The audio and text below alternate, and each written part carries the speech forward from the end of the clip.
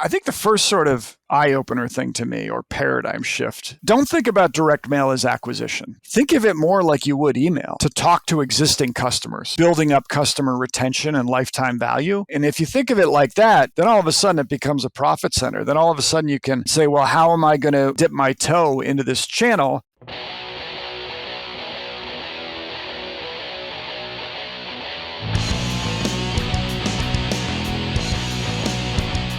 Welcome to another episode of the Messenger Mastermind podcast. As always, I'm your host, Jeremy Horowitz, and we have an extremely special guest today, someone who, honestly, when we started the podcast, was probably a dream guest that we would have wished we could have gotten. So it's really awesome to be talking to Drew Sanocki. Get out of here. Ecom operator, ecom investor, vet of the game. Probably, I don't know if you officially have OG in your LinkedIn status I think I do at this point. Yeah, I just turned 50, so that they give you the OG thing on LinkedIn. Yeah, but you definitely deserve it. So we're going to get into direct mail and why that's going to be the next major wave of digital marketing and e-com. But before we do that, how is it going, Drew? How are you doing? It's great. Like I said, I just turned 50. I feel good. I feel healthy, strong, ready for this podcast. Awesome. Yeah. If you hadn't told me, I wouldn't have guessed that was your age. So whatever you're doing, whatever supplements, maybe that's the next business that you're taking. Okay. So you wouldn't have guessed like 60. Oh, no. Okay, you went the other direction. Yeah, I would have guessed in your 40s. I'll take that. I'll take it. That's solely just based on your LinkedIn experience. So for anyone who, maybe for the one or two people who are listening who aren't familiar with you, can you just give the quick background of how you got into this crazy game of e-com? Yeah, I was like early in the game. I started my first e-commerce business in '99. It was a dropship retailer of home design products. Sold that in 2010, and then it's been like a string of other online brands that I've run or helped run. Very cool. So before we get into the meat of it, what was running dropshipping today, right? You sign up Overlow, you run some Facebook, TikTok ads probably. What was dropshipping like in the 90s? Yeah, that was it. I mean, dropshipping was like the cool kids did dropshipping. I mean, there was no e-commerce back then. This was 99. There wasn't Shopify. There wasn't Magento. I remember basically we had the furniture business before we had the e-commerce business. And we were just like, oh, well, we should sell it online. At that time, there was Frugal, which is like the free Google shopping thing. So you basically put your catalog online. You created a feed that went to Google. AdWords had just come out. So the game then was like long tail SEO and AdWords. If you could optimize to add products to your catalog was basically to acquire customers because you end up ranking for shopping terms. Our category, there were no competitors. And so, you'd take like Eames Lounge, put it on a product page, you rank in the top 3 in Google within a couple days and you're making money. So dropshipping was a great model for that period of time. Technologically, there wasn't a whole lot. I remember designing the first site in Dreamweaver, and we ended up building some dropship software to sort of plug our front end into basically send purchase orders to the vendors we added on. Yeah, I feel like it's so interesting. Back then, it was so much more like you had the tech infrastructure was the winning element because marketing was so much simplified, where now I feel like it's the exact opposite. Like the tech infrastructure, unless your business has some really custom element, is so simple. And now the marketing is so robust and so complicated, which I know is what we're probably going to spend most of today talking about. So yeah, all those trends. I remember there were platforms back then, but they were like, $250,000 to buy an e-commerce platform. Like you couldn't just bootstrap on one of these off-the-shelf platforms. And that's probably before another, $250,000 of dev work to actually then build the site and make it all to work. Right. Yeah. So this was this was like the Wild West. I remember having developers in India and like Romania before that was a thing, and just kind of getting up early to talk to them. This was before like Odesk where you could dial them up, so. But it was fun. My business partner at the time built the ops software. He's gone on to productize that. It's called Duoplane, which is like ops software for Shopify. I was the marketing guy. I built essentially like Klaviyo 10 years before. a way to use this open source email software I found and segment out customers by recency, frequency, and monetary spend, which is like a very old way, but good way to segment a database. And then to trigger email marketing flows to go off of that. And, one of my regrets is I didn't productize that like my business partner productized his, because I would have had Klaviyo like 10 years before Klaviyo. Yeah, you would have come up against, I don't even remember the MailChimp product anymore. Mandrill. I think that was the first thing I built was building a lot of automations in Mandrill. That's right. It was like Klaviyo came around. This was like PHP oh list, I think. It was like an open source PHP thing I was working off. Yeah. I think that's so interesting. I can't imagine an email marketer today writing that much code to be able to do that. So I think it's fascinating. And I think really the interesting trend that I'm seeing a lot come back is direct mail. And we talk about this a lot with CBG and other brands, but like I feel like direct mail was the thing in the 80s, 90s, probably early 2000s. We got so obsessed with digital marketing that now it's one of the least filled mailboxes. So how did you kind of come back around to direct mail marketing with Postpilot? Yeah, I feel like in many ways it's my second shot. Like I didn't productize what would have become a Klaviyo kind of app.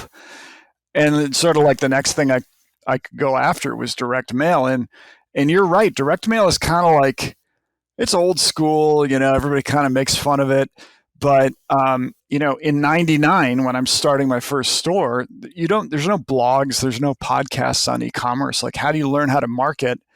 I just went to the library, again, OG, old school, like the actual library, and got books out on catalog marketing and database marketing, because that was sort of state of the art. And I think I made the connection really quickly. It was like, okay, the catalog industry's figured this out already. They know all about prospecting, like the same way you'd prospect on a Facebook ad, and audiences and the way you think about it, they were thinking about it, but off of different metrics. And then retention too, the way they cross-cut databases based on user behavior, customer behavior, less around demographics, but around things like when was the last time this customer ordered, which is recency. How frequently has that customer ordered, which is frequency. And then what's the total spend? That's monetary value. RFM, if you Google RFM, it's like it goes back to the catalog days and the direct mail days. And so this was a great way to sort of cross-cut your customer data, treat different segments differently. And I incorporated it into my marketing. Now you can incorporate it into email very easily. You can incorporate it into Facebook ads and remarketing audiences with those kind of metrics. But the thing that's missing, and I think something that sort of time has come, is direct mail. Like in the old days, you had to, or I had to, download customer lists from my old school shopping cart, find a printer, and go and say, I want to send these guys a postcard because they're not on my mailing list and they're good customers, right? And they would send the postcard, and I'd probably have to put one coupon in it. And, months later, I could tabulate the results and I'd have to do the whole thing again. It was a very manual process. And that's what I felt was missing in the market today. So that's why I'm focused today on building sort of a direct mail version of Klaviyo or of MailChimp, where it's as easy to send postcards as it is to fire off an email. Yeah. And so most of our audience is super familiar with the process in Klaviyo and that. How do you think about, like, how should someone prepare if they're very used to the email side of that, getting into direct mail from that timing difference? I mean, obviously nobody's like pulling down orders from a shopping cart anymore, and it takes months, but there is that, like, you have to actually ship it out. You have to think about like the timing of the person getting it, the person actioning it versus an email, which is fairly immediate. Well, I think the first sort of eye-opener thing to me, or paradigm shift, if you will, is like, don't think about direct mail as acquisition. I mean, you can, but just like anything else, acquisition is expensive. You're prospecting based on, in direct mail's case, zip codes and a couple other factors. Think of it more like you would email, to talk to existing customers or people who have already opted in on your list. So that's like the first one. Think of it more as a measure of building up customer retention and lifetime value versus an acquisition measure, right? And if you think of it like that, then all of a sudden it becomes a profit center. Then all of a sudden you could say, well, how am I going to dip my toe into this channel? And I would look no further than your email programs and your flows that are working. Everything that works in email, abandoned carts on the retention side, abandoned carts, win back campaigns, new user welcome sequences, or VIP campaigns. These are all campaigns that you can literally just cut and paste and kind of fire off the postcard version of in an automated way, and you should do pretty well. So if I were to sum up, I'd say roughly back of the funnel to the front, is a great way to start with direct mail. Okay. So would you consider back of the funnel win back or VIP? Either of those, just the idea that these are, start with the customers who've already ordered from you several times, a simple win back campaign of like a 2 or 3 time buyer from you. Let me see all customers who have bought twice or more, who haven't purchased in 60 days.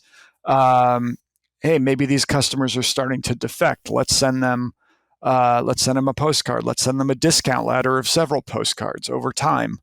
That's probably where I'd start. I mean, those numbers are off the top of my head. They're going to be different for every business. But, if you think about it philosophically, as you starting with these good customers who are no longer buying from you anymore and try to win them back, it's a really high ROI way to start. Yeah, and you're projecting as much value as possible because they are your highest value customers. So I guess how do we think about campaigns? Like, I think that's what I'm seeing a lot of brands struggle with is like, okay, we can translate our moneymaker flows, but now we want to start sending campaigns. Like, how should brands be thinking about that? And where do they need to prepare to make those successful?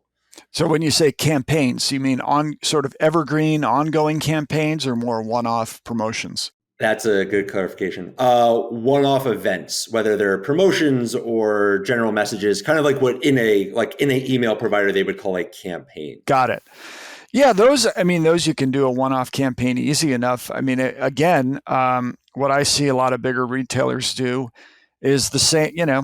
It's less of an email marketing team. It's more of like it becomes more of a CRM team. Just happens to work through email, but they come up with the message for the promotion, or say a new product launch. We're going to do a new product launch for Valentine's Day. That person would then think in terms of the segmentation of the list, like who's going to get this. It's going to be, I don't know, maybe it's a piece of jewelry, so I'm going to segment out females or VIPs from my list who happen to fit the segment. They come up with the creative. They push that creative through email. You'd probably want to push it through Facebook to that retargeting audience, and then you push the same thing through a one-off postcard. And I mean, one of the questions I get is like, what about duplication of effort? Like, what if somebody gets out there is going to, you overspending if somebody gets like the email and the postcard. And the reality is that I guess technically you are, but all the studies, all the data shows that actually it helps to do that because people get the message, like you just have another touch point with the customer.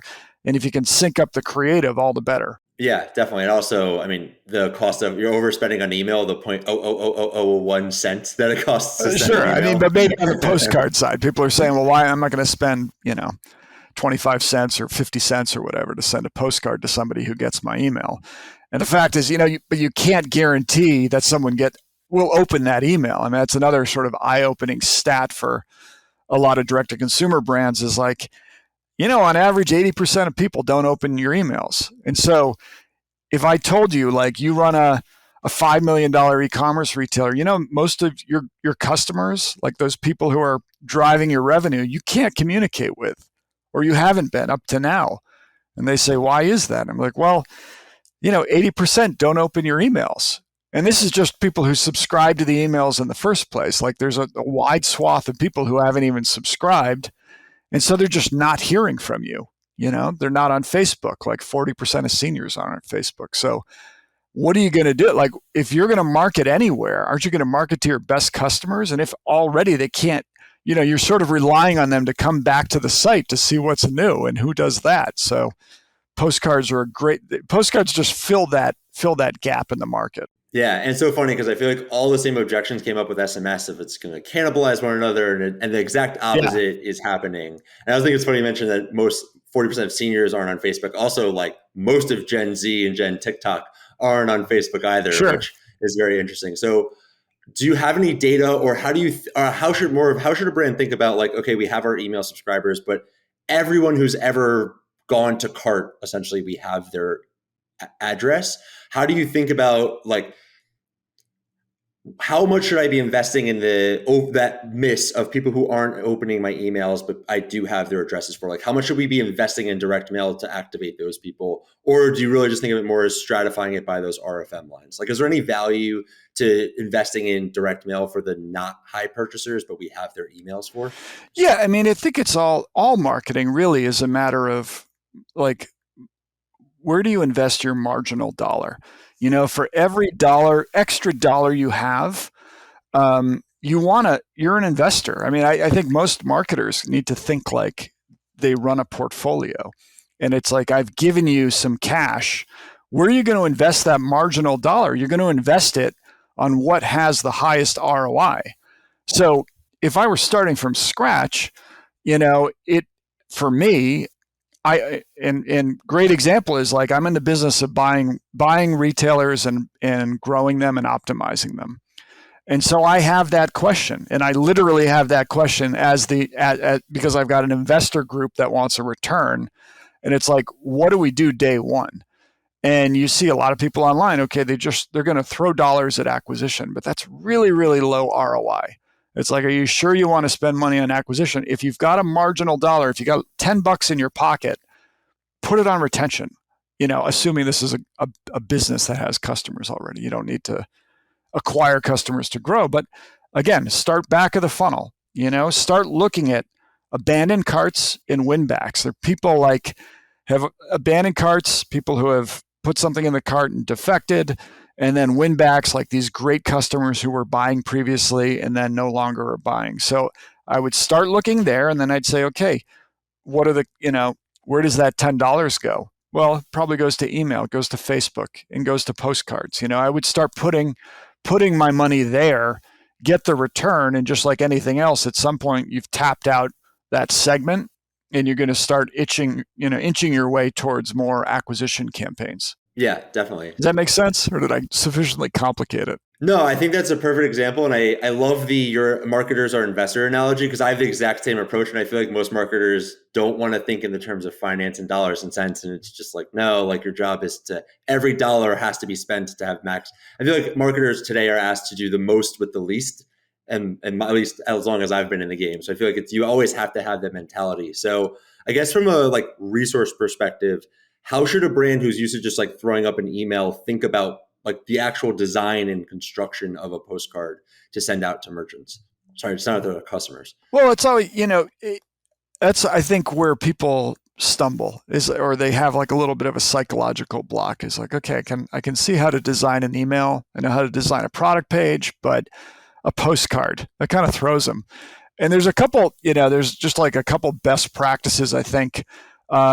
Think of it like an ad. The same skills you bring to ad creation on Facebook, bring to postcard, which is like a visual medium, right? You want things like, think copywriting, good call to action, like a postcard with, you naturally don't see brand building postcards with just Apple's logo. It's got to be like Apple's logo and buy the new iPhone here or tomorrow or special, coupon expires. So strong call to action.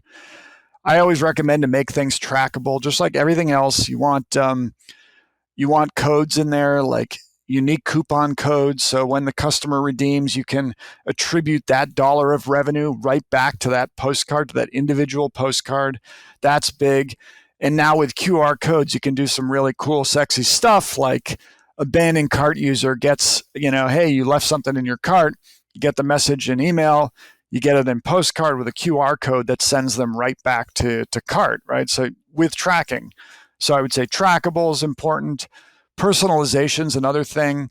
Really just like email. I mean, these are best practices. You can I would rather have somebody address me as Drew or my name, or even mention the item I bought. Hey, hope you're enjoying your bed sheets. Here's a pillow that goes really well with it. That kind of approach. And I guess the last tip is just to automate it where you can. Lock these campaigns in. So those are probably my top postcard tips when you're designing a campaign. Yeah, definitely. And then from an actual like resource perspective, who's building the postcard? Like, do you need to hire a graphic designer? Can the email person do that? Like, who's the best person to actually get the thing done? It depends on what platform you use. If you're going to go from scratch, it's a graphic designer, probably informed by marketing and kind of what they want. But, nowadays there's a zillion Google postcard templates. There's a zillion postcard templates you can use. For the app that I started called Postpilot, we've got, a million templates, high performing, high converting templates in our library. You can start with those, or run through. We offer a free design service. That's another option too. Oh, cool. So like a brand doesn't need to design it themselves. You have a team of people who are like, this is the best way to do it. This is how you should lay everything out. And I'm assuming they just need like assets. Yeah, I didn't know. I mean, if you want to, that's for my app specifically. We do offer free design service. Yeah. So it's really a no brainer. Like, and this is Postpilot. You just reach out to us and fill out some questions about your business, and we'll come back at you with an on-brand campaign that we recommend, and you just kind of say, I like it, or change this or whatever. Very cool. Okay. So I want to switch it up. I have a couple questions for you just because I don't know if I'm right now this opportunity again. What are sort of some things like just from all the different areas that you see in the business, like what are some things that just make you pull your hair out? Like, what are you tired of seeing, or like, what do you think are missed opportunities that you just brands over and over again in the space are making? Around direct mail specifically, or just in general? Dealer's choice. Anything related Dealer's to choice. e-com retail? I mean, I think it's this. I just helped acquire a company, and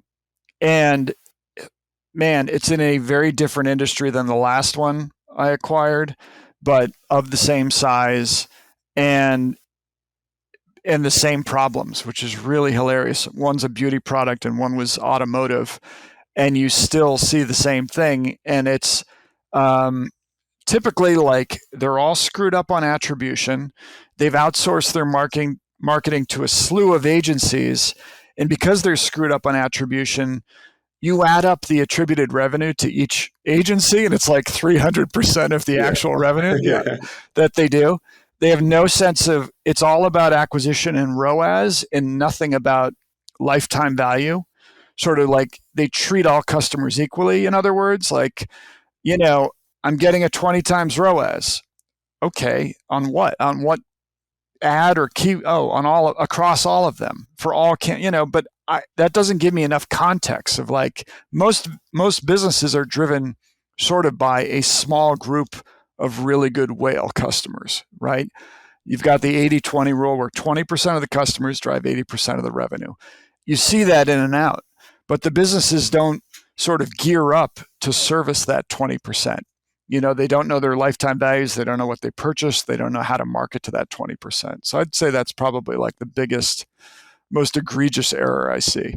Yeah, definitely. So like for the attribution problem, how should brands, I know it's very complicated, but like how should brands solve the attribution problem? A bunch of agencies over reporting, like how is the best way to at least start solving that problem? I mean, I think just broadly speaking, it's a tough question because there's a lot of ways to kind of come at it. But I would think encourage CMOs and brand leaders to think more about their customer asset and sort of the lifetime value side of it more than or as much as the acquisition side of it. Like the lifetime values of your customers should sort of inform all your marketing. And, day one when we acquire a business is to rank customers into cohorts, quintiles, really like top 20%.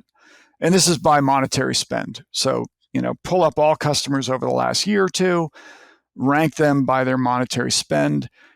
And then, put your analyst hat on and start digging in on that top 20%. How are they different from the bottom 20? When we did that at Auto Anything, which is an automotive aftermarket business, it came through loud and clear. Like the top 20% were body shops, pro and body shops, collision repair shops. And then, the bottom 20% is like a soccer mom who bought, an organizer once, a cup organizer, never came back, right? So, and this top 10%, top 20%, not only was ordering like super high AOVs, ordering monthly, for months on end, and all that, together, those meant really high lifetime value, high monetary value to the business. So then as a marketer, then you got to figure out, well, okay, how do we take the business a little bit more in this direction? Like, do we need a pro program? Do we need a pro catalog? Do we need a special hotline for these VIP? You start thinking about like how to orient the entire business in that direction. Maybe even focus, you'll find that that top 20%, like, oh, by the way, they came in disproportionately through one marketing campaign. Maybe they come in more from Google versus TikTok. And maybe even within Google, they come in from more, disproportionately from ad A over ad B. And that's the kind of thing that's not really reflected in just like a look at ROAS. So it allows you just to really move your business more strategically toward a better group of customers. Yeah. And I know this is a ridiculous question to ask, but the last time I ran this for a brand, I actually recommended firing the bottom 20% just Sure. because of like when you looked at their profit. Like, do you actually believe in like you should purge customers, or is it more just move away from them politely and just don't really like kind of start neglecting them? And yeah, I think it's the latter. I mean, it's sort of firing is a harsh word for somebody who's giving you money. But you will find, and I have run 3 e-commerce retailers and worked with probably 20 others, that they all have the 80-20 going on in their customers. I call the top 20% the whales. And the inverse, like the vampires, so the bottom 20 or 80%. I use fish analogy. So it's minnows and whales. They all got the whales. The bottom 20% are the minnows. Minnows disproportionately. AOL email addresses, like more inquiries to customer service, more returns. So they are the problem children. And it's not that you want to fire them. I think it's like you need that revenue often to shore up the business. Just don't build your business around them. You don't need to make it easy for them. If you have a VIP program, a great example, or a 1-800 number, like if you're going to offer a phone number to anybody, offer it from the top 20% first. Just make it public to them in an email campaign versus putting it on your site, and gradually expand your offering, but always designed for that top 20% versus the bottom. Yeah, definitely. It's so interesting that the people who get that versus the people who don't. Like, so many people are like, why would I do that for only 20% of my customers? But yeah, when you have that data of like the LTVs are so much higher, it is so obvious. Well, the big thing I think that's eye-opening is when you compare that whale to the minnow, the cost of acquisition is often the same. So it's like, if you want to double your business, you either have to go acquire, and it's like orders of magnitude, a higher number of those minnows versus the whales. It's like, I got to go get 10,000 new customers for every 10 pro auto body shops I line up. And by the way, it costs the same to acquire both. So it's like, well, yeah, of course, think like an investor. I'm going to go acquire, the whales and double my business. It's going to be a lot easier. Yeah, and they also love you and want to buy from you already. So it's kind of like throwing a grenade in the lake. Right. So I have a couple questions. I know you're incredibly busy, so I have a couple questions I'd like to ask everybody and wrapping up a quick fire. First question is, what's one piece of content you recommend everybody consume? The only rule is it cannot be your own. I highly recommend Kevin Hillstrom. He is another OG catalog marketing person. And he's got a number of little books on Amazon.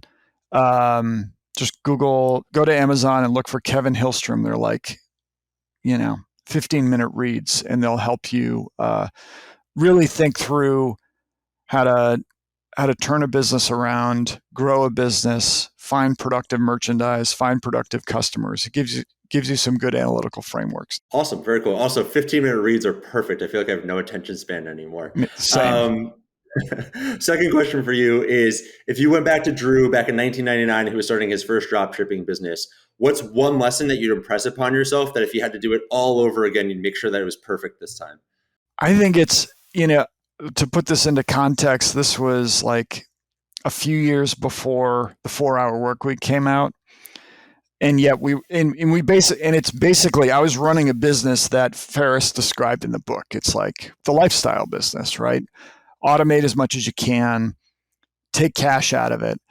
And I think that was good. It certainly allowed me to have a fun life and travel a bunch. And, but I think I underestimated the opportunity cost. Not that there's anything wrong with lifestyle businesses, but I think to some extent you either got to grow it or it dies, and I would have impressed that upon myself. Hey, like, get your head out of the code, get your head out of like this PHP list thing that you mentioned earlier. Think strategically about this business and grow it for an exit, which is where you're going to make all your money. Yeah, I think I have a very contrarian view here where I actually hate the 4-hour work week. I'm glad it's encouraged so many people to be entrepreneurial, but I agree it's just like kind of spawned this generation of fledgling businesses that are kind of big enough to support yourself, but not big enough to support a team. Very easy. Yeah, very easy to do in e-commerce. You kind of get backed into it.